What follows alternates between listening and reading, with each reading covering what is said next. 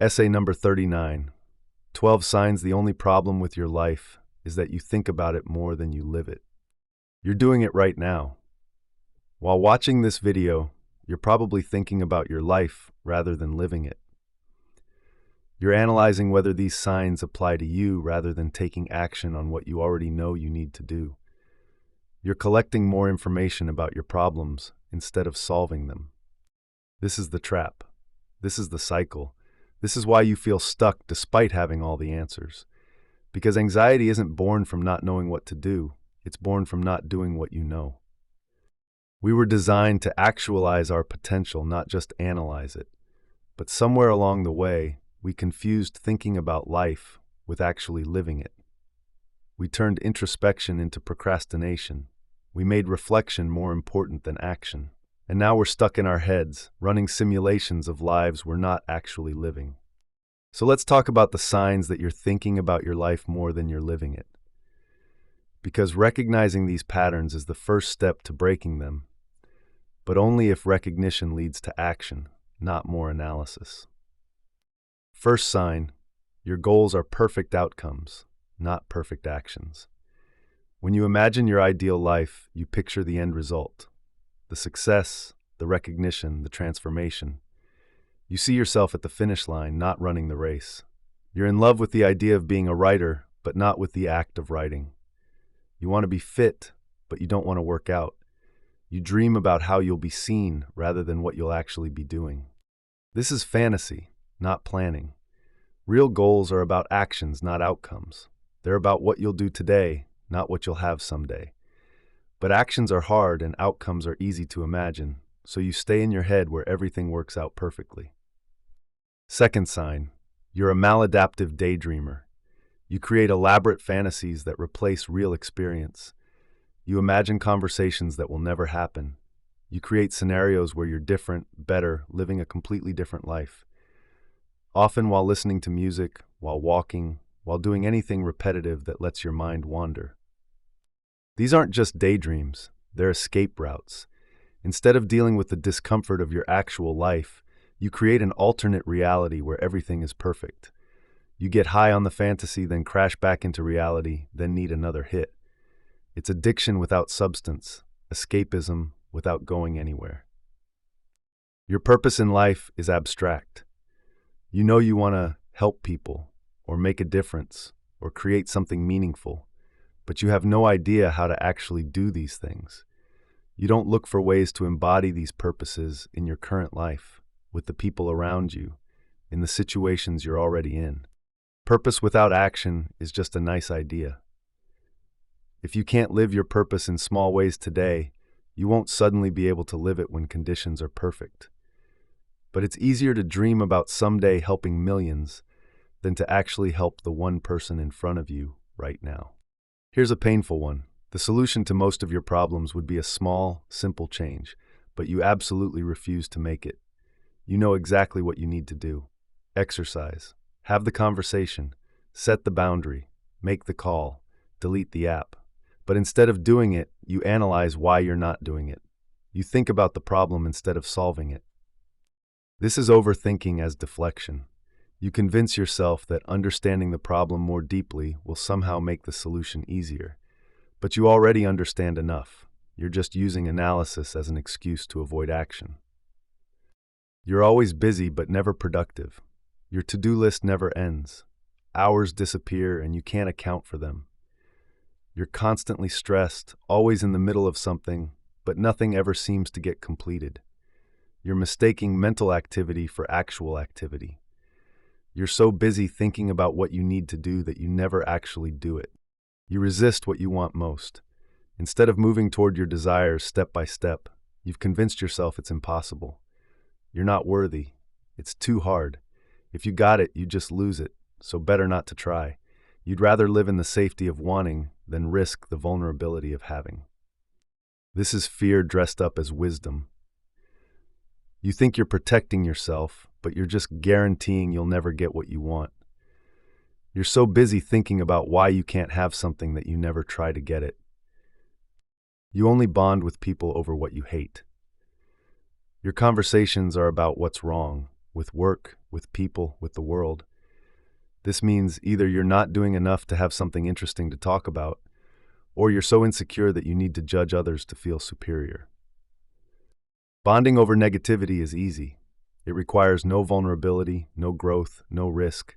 It's connection without intimacy, relationship without depth, and it keeps you stuck in a mindset of criticism rather than creation. Most of your problems come down to fear of judgment or exclusion. You've constructed your entire life based on what you think others want to see. You don't naturally take action because every action has to be filtered through what will people think. You think about what you want to do, modify it based on imagined reactions, then maybe act, still afraid the facade won't be good enough. Living for an audience that's mostly in your head is exhausting. You're performing a life rather than living one, and the performance anxiety is paralyzing you. If you stopped and thought about it, which you do constantly, you could list 10 things you're grateful for. Your problems aren't about what you don't have, but about not recognizing what you do have.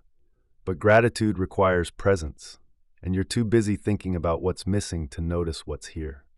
Gratitude leads to action. It creates momentum, but you're stuck in lack mentality, analyzing what's wrong instead of building on what's right. You want to change your life, but you're focused on dismantling the old rather than building the new. You spend hours analyzing past relationships instead of creating new ones. You dissect your failures instead of pursuing successes.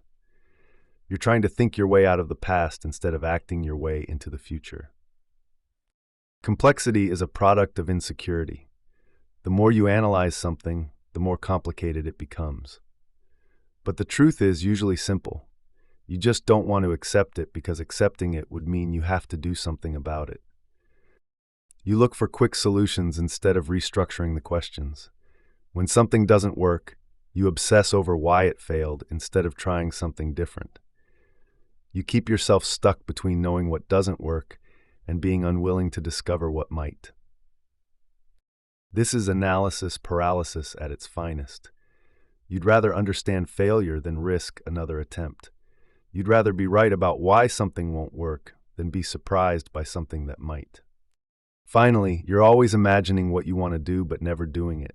You've convinced yourself that life begins when everything is perfect, when all the pieces are in place, when you're finally ready. But life isn't what happens after preparation. Life is the preparation. Life is the doing. Life is the messy, imperfect action you take today. You're waiting for permission to start living, not realizing that the waiting is your life passing by.